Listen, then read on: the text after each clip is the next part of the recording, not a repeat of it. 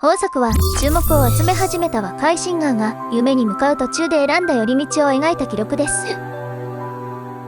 人前に立つ喜びと同時に自分の内面に潜む好奇心や違和感と向き合う姿が映し出されます。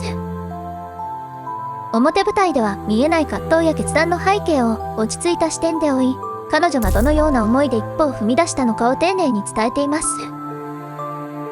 将来を目指す過程での選択が必ずしも一直線ではないことを示す一作です。見る側はこの経験が彼女に何を残したのかを考えながら受け取ることになるでしょう。